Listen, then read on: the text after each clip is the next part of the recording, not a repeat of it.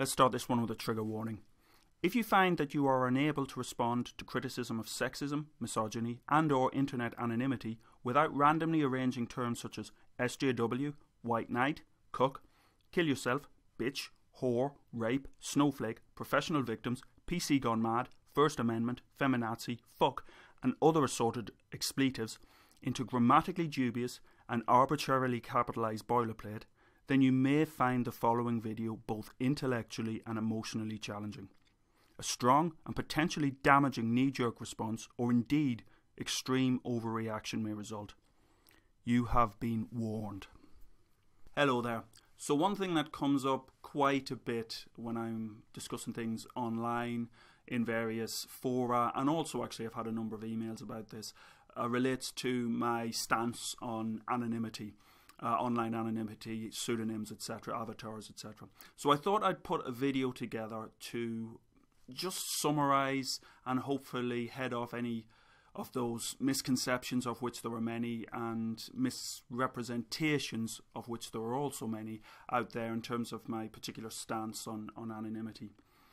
So let's start with Schopenhauer, who was a philosopher, did most of his writing in the 19th century. He was not a fan. He was even less of a fan of anonymity than I was. But it's interesting how he sort of predates and predicts many of the issues with online anonymity. Here's some of his more scathing quotes on the subject. An anonymous writer is a literary fraud against whom one should immediately cry out, "Wretch, if you do not wish to admit what it is you say against other people, hold your slanderous tongue." An anonymous criticism carries no more weight than an anonymous letter and should therefore be looked upon with equal mistrust. He wasn't finished there. Above all, anonymity, that shield of all literary rascality, which is a great word, rascality is a wonderful word, would have to disappear. It was introduced under the pretext of protecting the honest critic who warned the public against the resentment of the author and his friends. But where there is one case of this sort, there will be 100 where it merely serves to take all responsibility from the man who cannot stand by what he has said.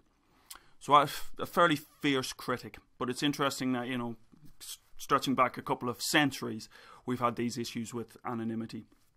I'm going to bring it up, put it in the sort of YouTube context, even do a bit of a case study on a particular aspect, a particular character, and I use that word advisedly, where anonymity has played a major role in terms of the type of abuse, online abuse, that many people have received.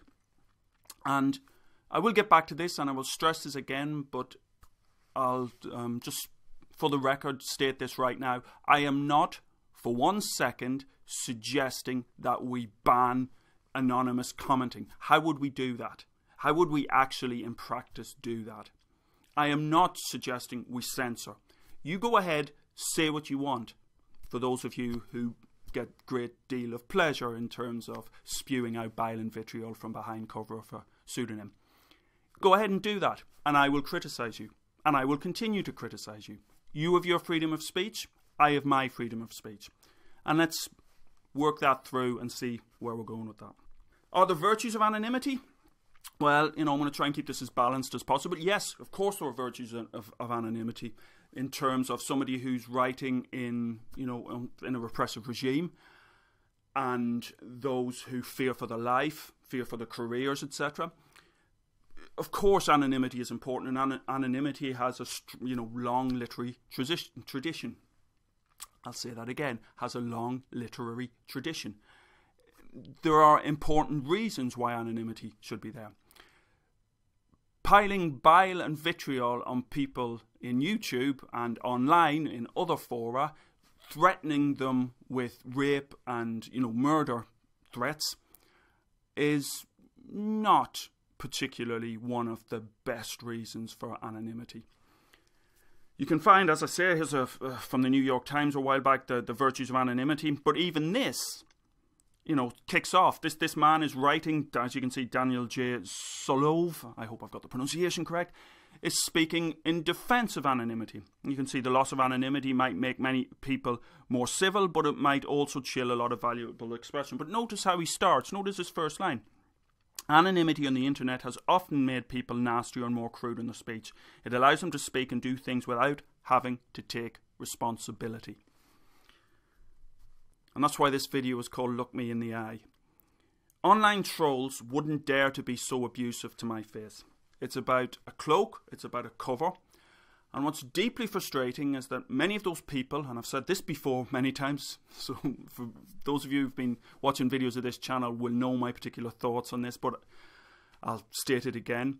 It's particularly galling for those who hide behind cover of anonymity, hide behind a pseudonym, hide behind an avatar, to then call others delicate, precious flowers or snowflakes or whatever. If you've got something to say and you're criticizing somebody else for being a coward, come out from behind the cover of your anonymity, look that person in the eye and tell them directly. And words, as I've said before as well, I want to keep coming back to this, words matter.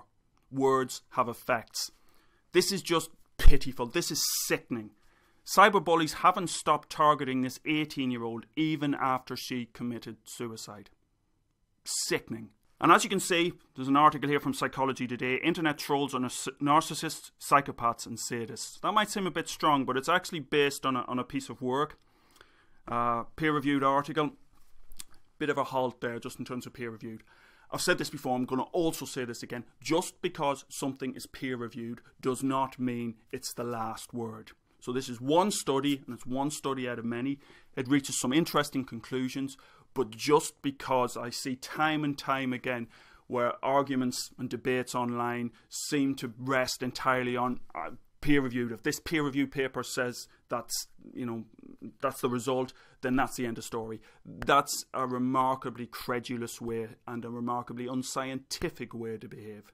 You need to think about a much broader body of evidence than a single paper. This is from, as you can see, a journal. It's a shame that I have to particularly cite a paper from that particular publisher.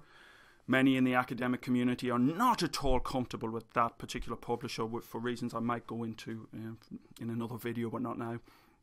As you can see, personality and individual differences. The trolls just want to have fun. But let's just read that abstract.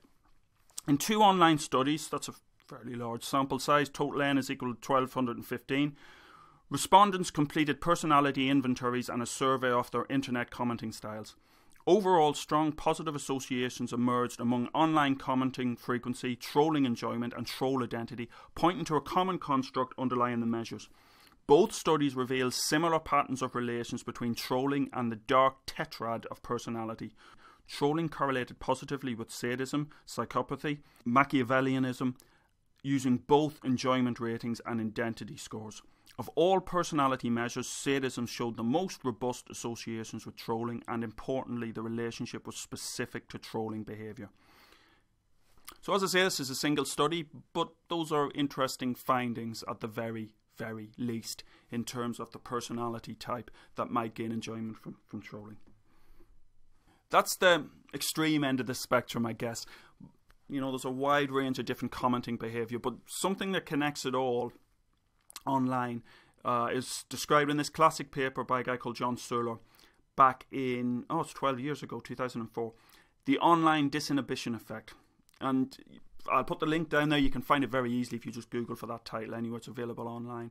It's a really interesting paper, and Suhler raises a number, or flags up, highlights a number of key points associated with online commenting. The first and foremost is the one I want to focus on. This idea of dissociative anonymity. I'm just going to read directly from Suhler's paper because he says it better than I ever could. When people have the opportunity to detach their actions online from their in-person lifestyle and identity, they feel less vulnerable about self-disclosing or acting out. Now that can, as I've said, have its advantages and its disadvantages. I'm going to focus on the disadvantages. There are advantages to that. In principle, it can lead to a little bit more honesty. They don't have to own their behaviour by acknowledging it within the full context of an integrated online or offline identity. The online self becomes a compartmentalised self, a dissociated self. In the case of expressed hostilities or other deviant acts, the person can evade responsibility. Let me just say that again. The person can evade responsibility. That's an exceptionally important issue when it comes to interactions online or offline. The idea of owning, as Suhler puts what you do, the importance of taking responsibility for what you say and what you do. Almost as if superego restrictions have been temporarily suspended from the online psyche. In fact, people might even convince themselves that those online behaviours aren't me at all. So this is something I've argued about in another context, which is actually related to online peer review. At some point I will be uploading a video associated with the whole peer review process and the sort of archaic idea that still is in place, whereby you write your manuscript, you send it off to 2, 3, 4 experts, or an editor sends it off to 2, 3 or 4 experts. They return their opinions anonymously, and that's what decides the value of the paper. That decides whether the paper is published or not. As I say, that's rather archaic in a world where we can just upload the paper, as many do, to things like the archive, and get lots and lots of feedback from lots and lots of people in the field across a wide range, wide spectrum again, of many different types of opinion. One issue with that type of online peer review, which is becoming, I wouldn't say the norm, certainly not the norm, but is growing in popularity. One issue again is the anonymity thing. And this is something that I've worried about. Indeed, Mike Blatt, who's the editor of this journal, Plant Physiology, he and I have debated with the people behind something called PubPeer. Some of you might be familiar with PubPeer. I'll leave the link down there. That's the most popular, possibly, arguably, post-publication peer review site there is out there, where once a paper's got a DOI, a digital object identifier, it can be uploaded to PubPeer and people can critique it. It's been exceptionally important and it's exceptionally powerful, and I am not going to criticise or try to do down the importance of PubPeer. For me, and for many others, this is the way peer review should evolve. We should be moving to this rather than the archaic system we've got, where those headline journals, glamour journals, sometimes they're called, hold a lot of sway. If we can move to this sort of more PubPeer type process, that I think will ultimately be good for science. But we still have to think about this anonymity issue. And so I debated with, this is back, pretty well exactly a year ago, debated with PubPeer and the Times Higher. You can go, that's available online, the link will be down there. You can go and read that if you want. And that stemmed during that exchange with the people behind PubPeer. I was communicating with Mike Blatt via email as well. I just want to, on Blatt's editorial, which ruffled a lot of feathers, it has to be said, I just want to pick up again some of the things he said, which I agree with. I would argue too that the consequences of anonymity are more far-reaching than PubPeer is prepared to concede, even if comments are factual, scientific and civil. I concur with Hildur Bastian, and you can chase up that reference later on, who notes, on the one hand, the lack of reliable evidence to support the benefits of reviewer anonymity, and, on the other, the importance of assessing whether commenters are outside their areas of expertise or have conflicts of interest. And there can be a range of conflicts of interest, from all the way from an actual strong financial conflict of interest in terms of, I don't know, big pharmaceutical industry is usually the one you'd point to. But, that could be on the big end of the scale. There's a whole range of different possibilities. It could be as simple as one group wanting to put the boot into another group. It could be a disgruntled PhD student or a disgruntled postdoc. Wide range of different things.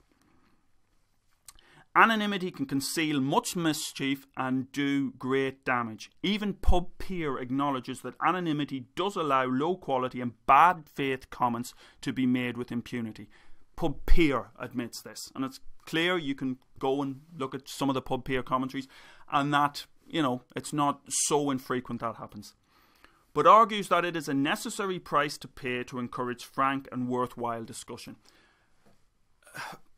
To a large extent, I agree with them in that we cannot ban anonymous comments. I don't think that's a good way to go. Banning and censorship are never a good way to go. You just drive stuff underground.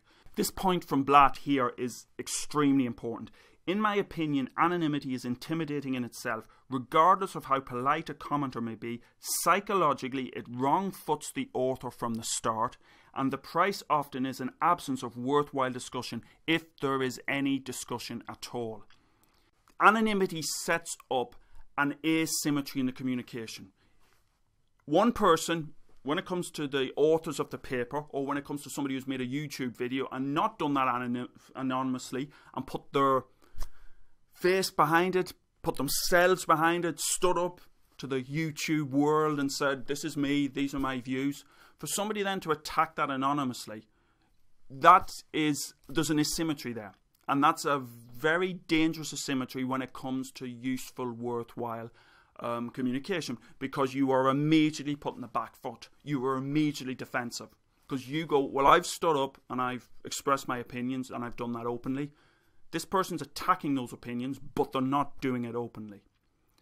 And that immediately, it sets the tone, it sets the tenor of any debate. And again, I want to stress, are there important positives here? Well, here's a paper from a journal I've never heard of, but Journal of Psychosocial Research on Cyberspace, the benign online disinhibition effect. So they're talking about a benign effect in terms of, yes, anonymity can lead to a distance, can lead to this asymmetry, but sometimes that asymmetry, or particularly if it's two people who are anonymous, where there isn't an asymmetry, then it can be as they put it, it could actually lead to a more self-disclosure. It could lead to perhaps pro-social behaviour.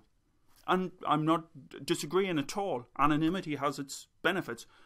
But what galls me, as you're about to see, are the issues where anonymity is abused. There are many other aspects that Sula goes into in his paper, including invisibility in terms of not looking somebody in the eye, not talking to them directly, all the type of social interactions and social clues, all the type of context that you get from people waving their hands around all over the place and emphasizing different points, smiling, putting across sarcasm, putting across different tones of voice, etc., etc., etc. You lose all those cues. Now, sometimes in writing you can get those across, but too often those are perhaps misinterpreted.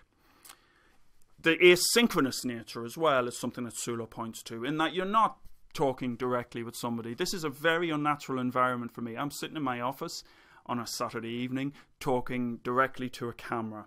I am imagining there's somebody on the other side of the camera, but it's really bloody artificial and uncomfortable, and it's not the way you normally have a discussion. And that's an aspect of that is the asynchronous aspect of it. So all these types of aspects of the whole online communication setup mean that what too often can happen is that you lose the sense of the other person on that other side of the screen. The person I'm talking to now, you. I've no connection really with you. And that's really difficult when it comes to having a productive and important and a valuable debate sometimes. Sometimes. If you don't argue in good faith, or if I'm anonymous and I don't argue in good faith. That's when it comes a cropper. If you're anonymous and you act with integrity, and the anonymity is helping you speak your mind and put your points across, and you're not abusing the anonymity simply to spin out a load of bile and vitriol and slag off and slur others, well and good, that's great. But and I know, and everybody who may be watching this, all 10 of you, know that too often anonymity is abused. So, a little bit more on the psychology and a little bit more on the social interactions. This is actually a really, really interesting paper published by the Royal Society, when was it? A couple of years ago. Yeah, about 2 years ago. Social information use and the evolution of unresponsiveness in collective systems. This is they do some neat simulations, and they look at Bayesian statistics, etc. And The abstract is up there. As you can see, animal groups in nature often display an enhanced collective information processing capacity. It has been speculated that natural selection will tune this response to be optimal, ensuring that the group is reactive while also being robust to noise, etc., etc., etc. So they set these systems up, simulate the sort of social interactions. So this Science Daily summary really just cuts to the core. A natural desire to be part of the in crowd could damage our ability to make the right decisions, a new study has shown. Research has shown that individuals have evolved to be overly influenced by their neighbours rather than rely on their own instinct. As a result, groups become less responsive to changes in their natural environment. And this paper from Mina, I'll try and pronounce, I'll probably get the surname wrong, but I'll do my best, Chikara, who, as you can see, is assistant professor psychology at Harvard. Before that, she was at Carnegie Mellon, and that's when this paper was published. And this is a functional magnetic resonance imaging study, and it's fascinating because what they've looked at is this. Well, this first line of the abstract sums it up. Again, this is available freely online. Why? And I'll put the link down below as usual. Why do interactions become more hostile when social relations shift from me versus you to us versus them? And this is something I've banged on about before in previous videos, this idea of sweeping generalizations and putting people into one group or another. And it's clear that, you know, that there's an aspect of social interaction, there's an aspect of human interaction where we're almost primed to do that. Again, this is a much more recent, couple of days, well, last week, December the 9th, 2016. This is, again, from the New York Times, but it's summarising a paper on, as you can see, the title there, Roots of Implicit Bias. And as the authors of that paper say, implicit bias is not about bigotry per se. As new research from our laboratory suggests, implicit bias is grounded in a basic human tendency to divide the social world into groups. In other words, what may appear as an example of tacit racism may actually be a manifestation of a broader propensity to think in terms of us versus them, a prejudice that can apply, say, to fans of a different sports team, or to, for example, fans of a particular YouTube channel, or to fans of a particular type of YouTube channel. This doesn't make the effects of implicit bias any less worrisome, but it does mean people should be less defensive about it. Furthermore, our research gives us cause for optimism. Implicit bias can be overcome with rational deliberation. It's another fascinating article, as indeed is the New York Times piece, so I'll include those links down in the video information. But of course, when it comes to this us and them thing, that's not you, of course. That's everybody else. You're a free-thinking, completely independent individual. You don't fall for any of this us versus them. You're not a sheep. You're unlike everybody else. You follow your own path, your own free-thinking direction, as XKCD points out here. Look at these people, glassy-eyed automatons, going about their daily lives, never stopping to look around and think, I'm the only conscious human in a world of sheep. That's you. Alternatively, this is another great cartoon. Come follow us, for we are the herd. No, for we are the ones who refuse to follow the herd. I think you get the point. I don't need to sledgehammer it anymore. So if you haven't read Jon Ronson's So You've Been Publicly Shamed, I thoroughly recommend it.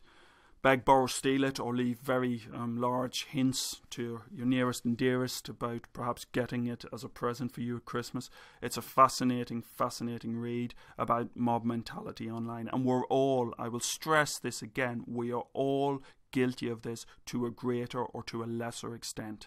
And now the great thing is if you take that us versus them, in-group versus out-group mentality, and on top of that you have a very well-defined brand based around avatars and pseudonyms. Oh, I don't know, avatars, oh, something like, I don't know, some historical character who was an emperor or a very powerful leader apparently. Or, I don't know, something, like maybe a cartoon character, a very well-defined brand. Or maybe even you can combine the two things. You can combine the anonymous thing with the avatar and bring them together and have some sort of faceless character. But what you have is a really strong brand there. You have a really strong identity, and then you have an ability for those who are already signed up to this particular ideological us versus them to now have a strong brand to help lead them. Hence this particular cartoon. So, in part, and I said there were, let's summarize this, I said there were good things about anonymity, but unfortunately the downside of anonymity was summed up many moons ago, beginning of the 2000s. John Gabriel's greater internet dickwad theory. As you can see, it's a very simple equation. Normal person plus anonymity plus audience equals total dickwad. And thanks to one of my colleagues in the group here for making me aware of this exceptionally important theory. Okay, let's have a case study. So as you can see, if you go down to the woods today, a case study in toxic disinhibition and herd mentality. And it's related to that character, which many of you, some of you, will know by the name of Bearing. That character was used without attribution at all to people that own the intellectual property, associated with something called Total Drama Island. There's been a whole lot of discussion online about that particular case. Bottom line is it was intellectual property. It was ripped off. Not only was it ripped off for the channel and the income derived from the channel, it was also ripped off in merchandise. The guy here whose pseudonym is Bearing has now told us his name is Patrick. So Patrick is a musician. Patrick should be well aware of the importance of intellectual property. How might he feel if somebody ripped off his intellectual property, took his music, sang it, played it, performed it, and sold it on without him acquiring a penny or indeed acquiring any credit? That's by the by, that's a whole tangential issue. But what's very interesting is that the fans of this particular guy, or a certain subset, let me be clear, a certain subset of the fans of this particular guy, exhibit all those particularly interesting toxic disinhibition and herd mentality characteristics we've just been discussing. Let's look at it. So I wrote this blog post a while back. When was it? Oh, quite a while back. A couple of months ago. And it focuses on this Bearing character. As you can see, welcome to the bear pit when public engagement goes to pot. And flags up that for his particular style of video, what he does is he makes videos he would call critiques of other videos, of other channels, and he puts those online. And there's a remarkable correlation between when he puts one of his critiques online and the amount of abuse that will then follow, and the channel owner and the video owner will see. Again, and as I said to this Bearing character, Patrick, let's use his name. As I said to Patrick a while ago, he cannot dictate what they do. But, you know, I think he's a fairly bright guy, and he might see that there's a correlation between when he uploads one of his videos and one of these channels getting absolutely bombarded with the foulest of abuse, which we'll see in a second. Again, I'm not suggesting that he can dictate to his followers what they should or should not do, but he can certainly notice this correlation. It's a question of what he feels comfortable about. And here's some of the type appalling abuse. This was directed at a teenager, and this was directed not even at the video she'd made about feminism. This was directed at a completely different video about makeup.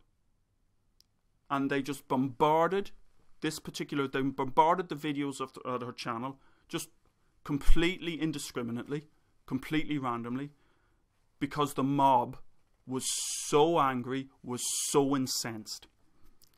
You can read the comments, but let's read them out. This guy at the top has got a very interesting username, Sargon Foot. Danny Corks, Kevin Logan, Tim Blake and Michael Rowlands told me that you like to be fucked in all three holes. Directed at a teenager, related to a video about makeup. Meantime, in the trailer camp, dresses up like a $5 whore, doesn't even bother with her pimples and bad skin, makes a video of imaginary rape and disables ratings and comments. Priceless. We'll get back to the disabling ratings and comments soon. Then look at the bottom here. And yet again, dude, I get people giving real criticism on a video, pointing out falsehoods and whatnot. But this, come on man, why? Here's somebody who's willing to stand up, put their head above the crowd and go, no, this is just not acceptable. Here's another interesting comment. Okay, as much as I didn't agree with a recent video, This is particularly fascinating. Also a Bearing fan, y'all. Let's get the allegiance out there. Let's make sure they know which group this person is part of, which team they're batting for. They've got the courage and an intellectual and just overall integrity to actually flag this up, but they know that what they have to do is make sure they're with the in-group. You guys are fucking babies to be going on to dislike all our other videos. Fucking, they have nothing to do with the subject of the recent video with feminism and rape. Nothing. Dead right. And this is what's got to happen. This is the only way that this can be turned around. People with courage and integrity like this person to actually point out, no, this is wrong. And I might agree with some of the other things that Bearing and others have said, and I might agree with the criticisms, but this is wrong. This is where it's got to happen. And of course, you get some absolute piece of detritus who argues, well, maybe if the dumb cunt would have just let us comment on that video, it would have ended there. Isn't that remarkable? The sense of entitlement, the absolute sense of entitlement. You should listen to our abuse. Because this isn't a freedom of speech issue. This isn't a criticism issue. This is, we want you to take our abuse.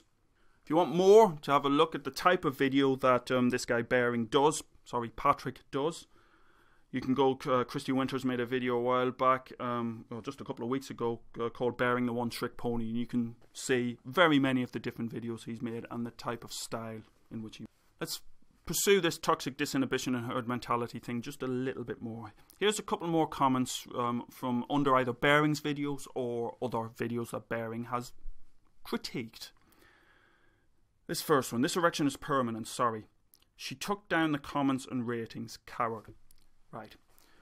This person is behind a pseudonym, behind an avatar, and they are critiquing somebody who has made a video where they have put their face out there, they've faced their audience, and they've said, this is what I believe, this is what I'm standing up for, these are my opinions and thoughts. And yet, that person who's had the intellectual courage and integrity, who doesn't want to listen to torrents of bile and of vitriol and abuse like those shown on the last slide, is the coward. I think we can see really who is the coward here. Who is the person that really deserves our scorn in terms of their lack of intellectual integrity and their lack just of courage in general. And notice the 134 thumbs up. Similarly, the one below that. This is the wonderful herd mentality. Before video is deleted or comments disabled, Bearing crew represent. Lots of thumbs up.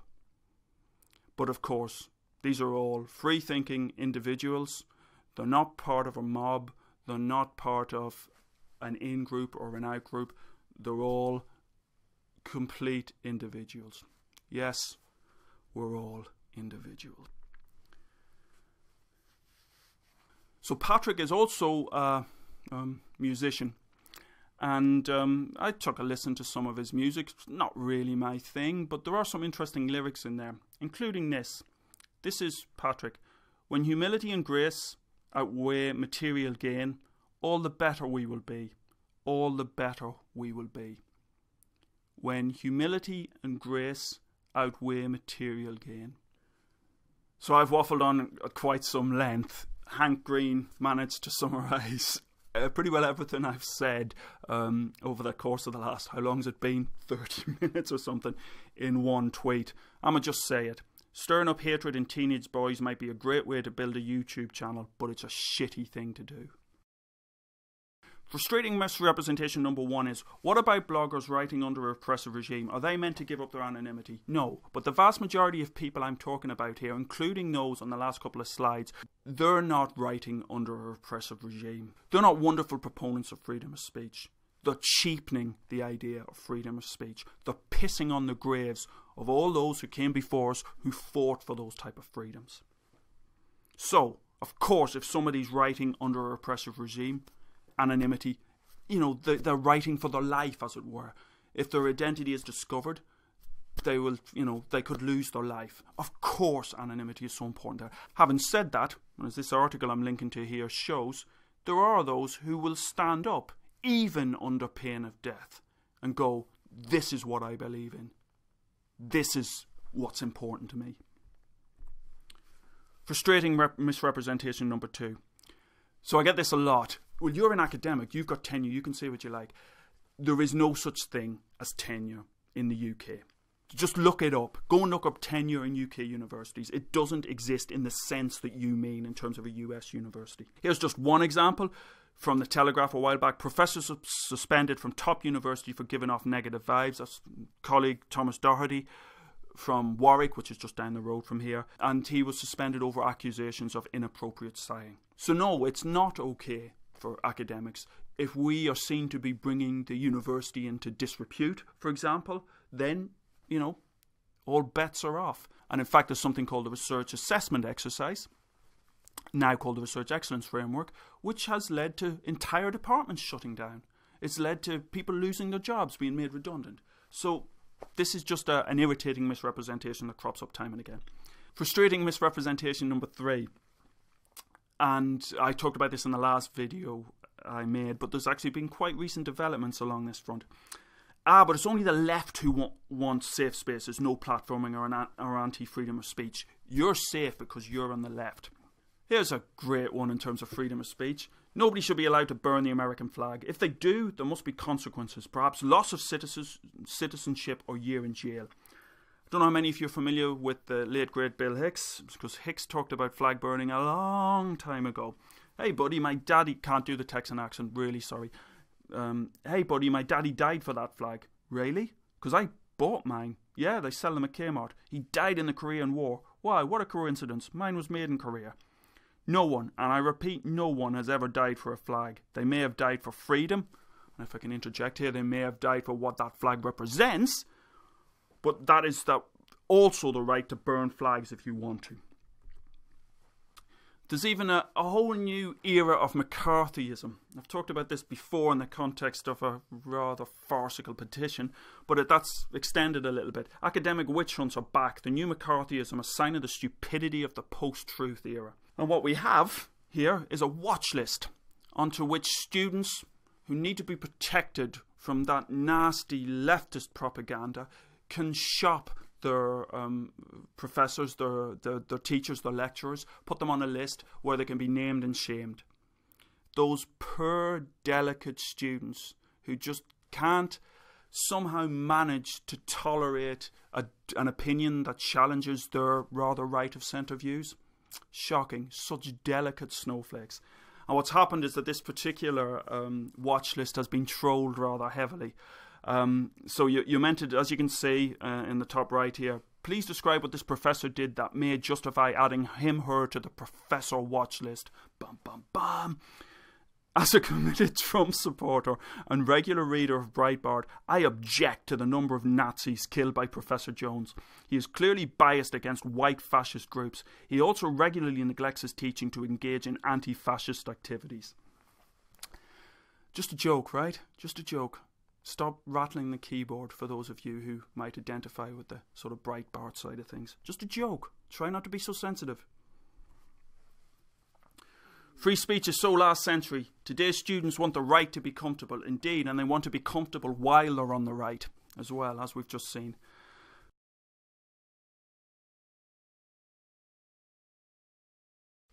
Thank you for listening to me rant for a little while. Again, as ever, I welcome your comments below. I just hope that there are those who are commenting who have made it a little bit further than just the first minute or so where the trigger warning was announced. I hope if you've made it this far, you obviously realise that trigger warning was intensely satirical, unlike this guy who left a rather interesting comment under the blog post where that trigger warning initially figured. Let's just hope that those commenting aren't like that guy. Have a wonderfully relaxing holiday. I'll see you again in 2017, though I must admit that a New Year's resolution is going to be I'm going to cut down on the number of videos I make. Thanks for listening. See you next time.